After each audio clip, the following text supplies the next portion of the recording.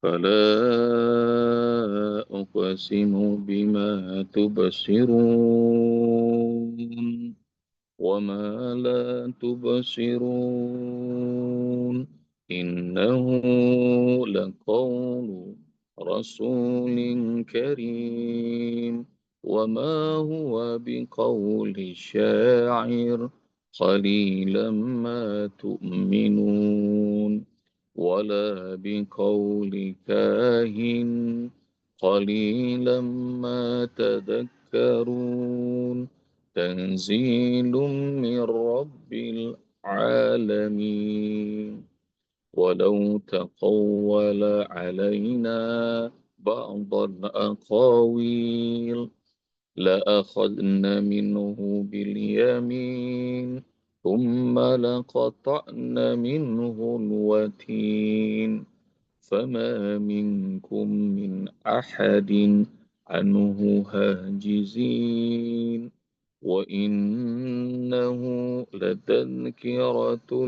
للمتقين وإنا لنعلم أن منكم مكذبين اللهم ارحمنا بالقرآن. Tadi sambil ngeliatin ayah bunda berlatih dua ayat ini, saya nanya AI gimana tuh baca Al-Quran pinggir pantai makan durian. Nah, rupanya udah dikasih tahu sama AI itu. Di grup udah saya kirim tuh fotonya. Jadi udah ngebayangin apa yang diceritain sama Mas Akbar nih. Jadi seru banget tuh. Murojaah Al-Quran di pantai sambil makan durian. Dan ini Al-Quran. Allah Subhanahu wa taala bilang, "Wa innahu latadzkiratul lil muttaqin." Al-Quran itu dia adalah tazkirah, pengingat bagi orang-orang yang bertakwa. Ayah bunda nanti cari apa fungsi Al-Quran buat orang-orang bertakwa. Yang pertama Al-Quran itu hudan, dia petunjuk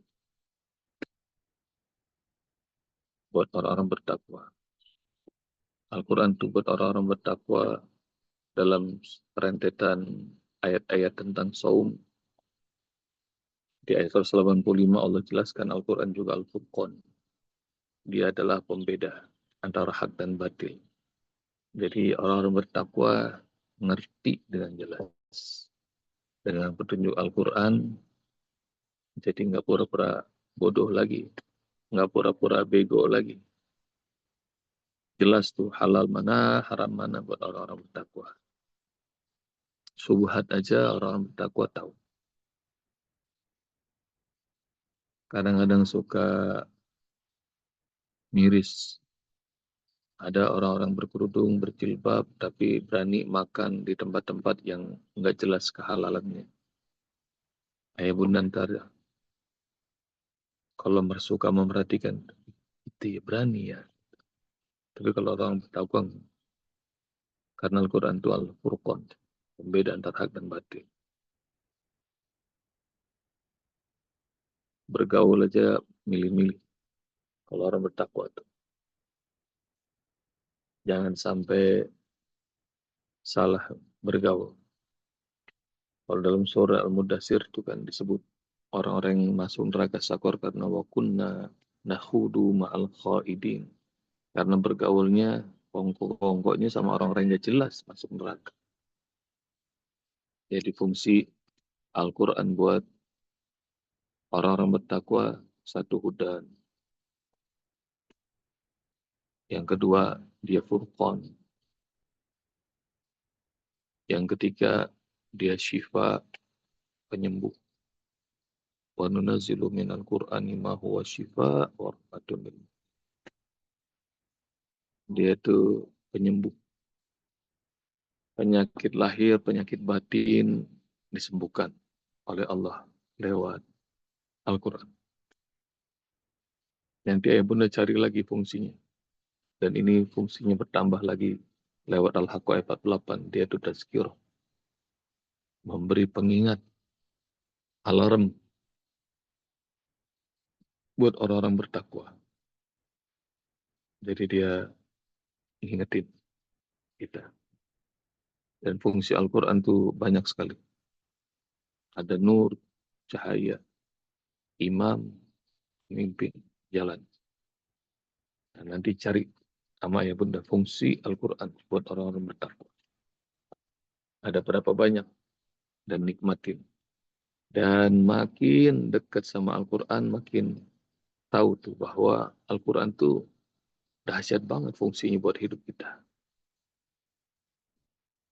Dan sekarang kita bicara tentang kalau fungsinya sudah poin 1 pada tadabbur hari ini, bahwa Al-Quran fungsinya banyak sekali terhadap kehidupan orang bertakwa. Nah, sekarang poin nomor 2 tentang tazkirah, tentang pengingat. Al-Quran ini pengingat pelajaran apapun yang positif, negatif di Al-Quran diajarkan. Bicara tentang kaum jin, kaum manusia dibicarakan. Langit dibicarakan. Bumi, tanah dibicarakan. Angin dibicarakan. Pelajaran. Dan ini tanda bahwa Al-Quran itu adalah semangat ayah bunda agar orang bertakwa ini terus belajar. Belajar berbagai macam hal. Dari mulai yang fardu ain sampai fardu kifayah. Mulai dari fardu ain sampai yang fardu kifayah. Hal-hal yang remeh-remeh yang kita lakukan sehari-hari sampai hal yang besar-besar. Pelajarannya sudah disematkan sama Allah dalam Al-Quran. Dia itu pelajaran. Dia itu pengingat. Dan kalau pelajaran maknanya dia akan mengantarkan kita menjadi manusia yang unggul, terdepan. Nanti lihat produk dari Al-Quran adalah generasi terhebat. Dalilnya disebut sama Allah Subhanahu wa taala, kuntum khaira ummatin ukhrijat linnas ta'muruna bil ma'ruf wa tanhauna 'anil munkar wa tu'minuna billah. Kalian itu adalah khaira ummatin, umat terbaik. Ukhrijat linnas, yang pernah diproduksi oleh Allah. Di antara semua manusia yang paling keren adalah kalian. Kalian melakukan amar ma'ruf, nahi mungkar, dan kalian beriman pada Allah. Itu informasinya semuanya dari Al-Quran. Karena adalah manusia pembelajar dari sumber Al-Quran yang menjadi pelajaran yang amat mahal. Kalian menjadi manusia terbaik. Dan formula pelajaran yang dihadirkan oleh Rasulullah SAW saat Allah utus cuma 2 ayat bunda. Nanti ayat kuntum khairu ummatin, manusia terbaik itu ayat bunda cari ya, surat Ali Imran ayat berapa. Nah, formula menjadi manusia terbaik meskipun dari tidak punya apa-apa latar belakang background apapun, formulanya dikasih tahu sama Allah dalam surat Al-Jumu'ah, surat 62. Walladzi ba'asa fil ummiyina rasulan minhum yatlu 'alaihim ayatihi wa yuzakkihim wa yu'allimul kitaba wal hikmah wa in kanu min qablu lafi dhalalin mubin. Dialah Allah yang mengutus seorang rasul kepada kaum illiterate yang nggak bisa baca, nggak bisa nulis. Kepada kaum yang terbelakang nggak bisa baca, nggak bisa nulis itu, Allah utus seorang rasul, yatlu 'alaihim ayati. Tugasnya membacakan Al-Quran. Wa yuzakkihim. Lalu sang rasul itu mentazkiyah, mengupgrade skill dan kualitas berpikir, kualitas hidup orang-orang illiterate tadi, orang-orang yang ummi. Wa yu'allimul kitaba wal hikmah. Dan sang rasul itu cuma ngajarin 2. Kitabullah, Al-Quran, hikmah, yaitu sunnah Rasulullah. Wa in kanu min qablu lafi dhalalim mubin. Meskipun dulunya orang-orang yang tidak bisa baca, tulis, dan tertinggal itu sesatnya nyata. Maknanya kalau nggak ada Al-Quran, nggak ada sunnah, kita nggak bakal bisa ketemu generasi emas dengan nama-nama hebat seperti Abu Bakar, Umar, Utsman, Ali, Abu Hurairah, Salman Al-Farisi, Abdurrahman bin Auf, Khalid bin Walid, Amr bin As, dan banyak para sahabat lain. Dan pola pendidikan itu ayah bunda bakal ngerti bahwa sejarah emas itu tidak hanya mengefek buat Rasul dan para sahabat yang ada di Mekah maupun di Madinah, tapi dunia. Kalau ngelihat peradaban Islam berikutnya, kalian bakal ngelihat, Islam pernah jaya segitu dahsyatnya, segitu hebatnya. Dan pelajaran yang membuat mereka hebat adalah ini. Wa innahu latazkiratun lil muttaqin. Al-Quran itu pelajaran keren. Pelajaran keren buat siapa? Buat semua orang-orang bertakwa. Karena itu ya Bunda, ini menjadi concern saya.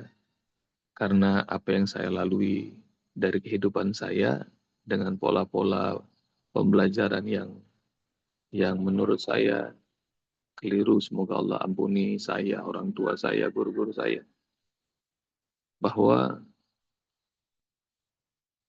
nanti ke depan nggak boleh lagi tuh ada anak kita, cucu kita mengejar ilmu yang fardu kifayah tapi meninggalkan fardu ain.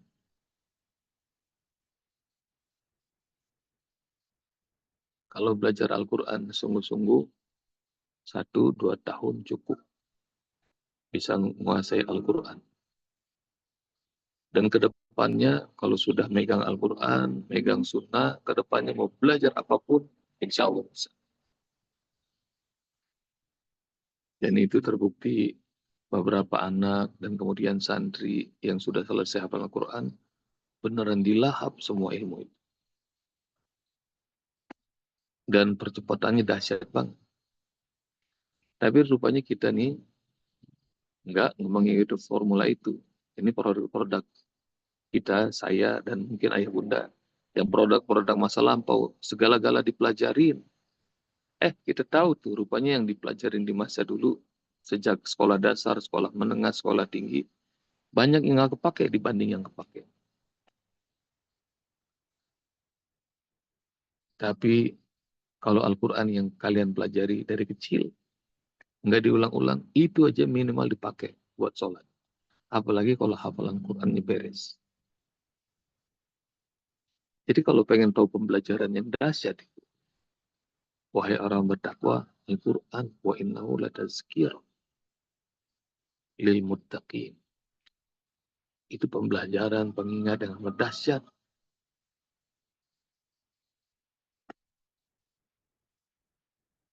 Karena itu, ayo, makin orang sibuk sama Al-Quran, makin beres segala-gala urusan kayaknya. Karena Al-Quran itu, dia akan mengantarkan kita menjadi orang bertakwa. Kita bakal ngerti antara hak dan batil. Al-Quran itu obat, penyembuh, Al-Quran itu solusi, Al-Quran segala macam.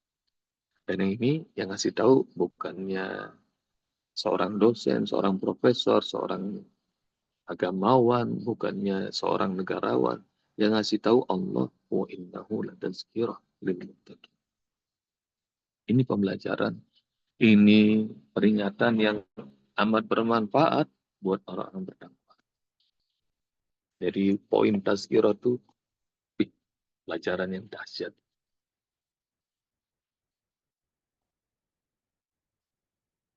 Udah habis nih waktunya ya. Lanjut, Bob. Tadi juga lewat. Nah, yang punya kesibukan ntar lanjut kesibukannya, yang masih mau duduk nikmati tadabbur Al-Quran silakan. Ya, siap.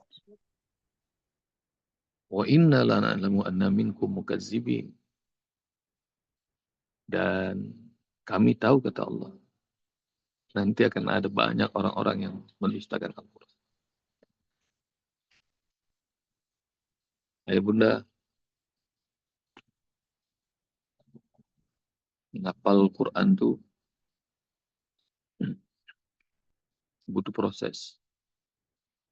Belajar Al-Quran butuh proses. Mengamal Al-Quran butuh proses.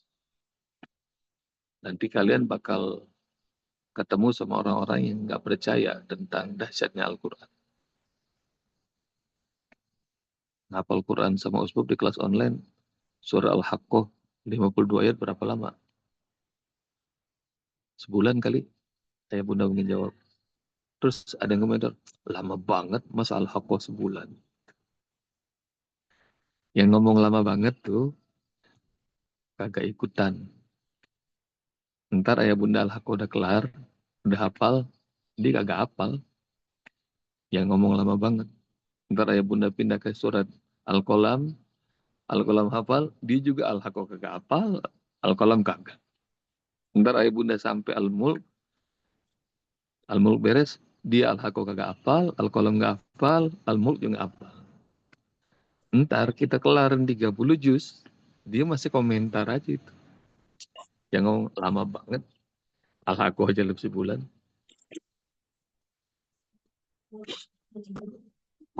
Nggak usah peduli ayah bunda. Pokoknya Al-Quran sama ayah bunda nikmatin aja. Al-Quran mana nggak usah diapal. Gitu. Sekarang udah zamannya AI guys. Kayak gitu. Ntar ada yang komentar gitu. Ayah bunda. Udah zamannya AI. Apa sih itu? Obsolete banget. Ngapal Al-Quran kuno. Old school. Main belajar Al-Quran setiap hari. Ada tuh yang terkomentar-komentar begitu ayah bunda. Dan komentarnya ini bukan dari orang musyrikin, bukannya orang kafirin. Ntar komentar dari orang-orang dekat kita. Kadang-kadang orang yang, kita kaget nih. Perasaan dia segitu dekatnya sama kita.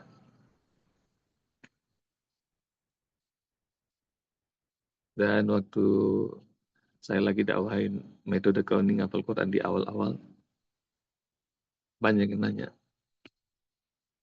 berapa lama dengan metode ini hafal Quran? Saya bilangnya sehari 1 ayat. Kali santri saya cuma ngasih 3 baris. Lama banget dong. Kata. Alhamdulillah, orang-orang yang ngomong itu mukanya masih ingat, sampai sekarang belum hafal.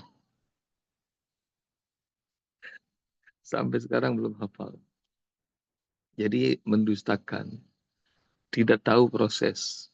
Dan itu yang ayah bunda, itu yang nggak masuk akal bagi bangsa Quraisy, Muhammad yang kecil, Muhammad yang tumbuh dakwahnya di Mekah, Muhammad yang diikuti oleh orang-orang yang lemah, nggak pakai waktu lama.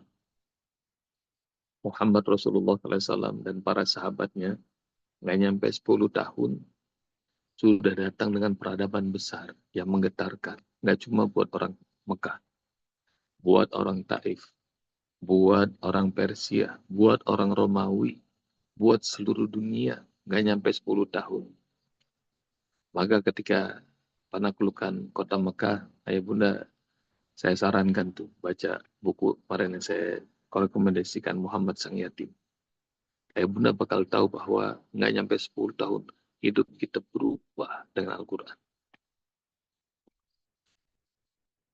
Karena Al-Quran menjadi nafas, Al-Quran menjadi jiwa, Al-Quran menjadi penggerak, Al-Quran menjadi semangat, Al-Quran menjadi penyembuh, obat, Al-Quran jadi segala-galanya. Dan mereka yang mendustakan cuma ngelongok. Seperti ketika Fathu Mekah, kaget. Segitu cepatnya Muhammad membuat peradaban dan menggetarkan sebuah kota besar, tempat kelahirannya. Wa inna lana'lamu anna minkum mukazibin. Kami tahu banyak yang bakal mendustakan, kata Allah. Kami tahu banyak yang kelak nanti akan melecehkan Al-Quran. Tapi ikuti aja prosesnya. Ayo bunda nanti baca dalam surat Al-Furqan ayat 25. Surah Al-Furqan surat 25. Ayatnya ya bunda nanti cari. Wa qala alladziina kafaru laula nuzila alaihi al-Qur'anu jumlatan wahidah. Kadzalika linusabbita bihi fuadaka wa rattalnahu tartila. Orang-orang kafir berkata, kenapa Al-Quran tidak diturunkan kepada Muhammad sekaligus saja? Kenapa lama banget? Jadi Al-Quran yang pengen menguasai Al-Quran cepat-cepat, rupanya bukan orang-orang bertakwa, bukan orang beriman, tapi orang-orang kafir. Allah sebut. Orang-orang kafir bilang, kenapa? Kok lama banget? Nggak sekaligus saja Al-Quran diturunin buat Muhammad. Tapi jawaban Allah, kadzalika linusabbita bihi fuadak. Agar kami tancapkan Al-Quran ini di dadamu, di hatimu Muhammad. Warattalnahu tartila. Dan kami membacakan Al-Quran padamu Muhammad tartila. Ayah bunda nanti cari terjemahan dari ayat itu. Perlahan-lahan, pelan-pelan, ayat demi ayat diturunkan supaya nancep di hatimu dan kami membacakannya pelan-pelan. Perlahan-lahan. Jadi ya bunda rahmati Allah Subhanahu wa taala, ada buku yang paling mahal untuk dibaca, tapi banyak orang yang nggak tahu. Ada mutiara terpendam yang paling mahal dalam lautan sanubari, tapi banyak orang nggak tahu. Dan kalau ayah bunda ngebawain mutiara putih maupun mutiara hijau, yakut, lu'lu, wal marjan, ayah bunda bawain kepada orang-orang, teman-teman yang ngerti, maka mereka bakal senang, kagum. Dia liatin itu mutiara putih, mutiara hijau, kanan, kiri, depan, belakang, dengan alat yang dia punya. Tapi kalau ayah bunda bawain itu mutiara yang mahal itu kepada orang-orang yang nggak tahu harganya, nggak tahu betapa dahsyatnya nilainya, maka jangan-jangan kalau kita udah kasih, dibuang, ditaruh sembarangan. Karena itu, barang yang mahal ini, buku pelajaran yang berharga ini, hanya Allah kasih kepada orang-orang yang punya nilai tinggi, orang-orang bertakwa. Yang mereka ngejalanin, nikmatin setiap hari. Dan ngejagain. Diamalin. Ayah bunda kalau suka nonton film kungfu dulu waktu masih muda, biasanya kalau ada para master bikin buku jurus, maka disimpan. Dan kalau itu diwariskan kepada muridnya, buku-buku jurus-jurus kungfu itu, maka si murid girangnya luar biasa. Nah ini sama. Ini Master of Universe Allah. Beliau tuliskan, Allah tuliskan jurus-jurus hebat. Jurus akhirat, jurus dunia. Dikasih kemana? Kasih sembarangan sama semua orang? Enggak. Dikasih sama Allah buat orang-orang bertakwa. Mudah-mudahan yang Allah kasih kita semua ada di antaranya. Jazakumullah ya. Assalamualaikum warahmatullahi wabarakatuh. Waalaikumsalam. Salam, Waalaikumsalam Bro. Terima kasih.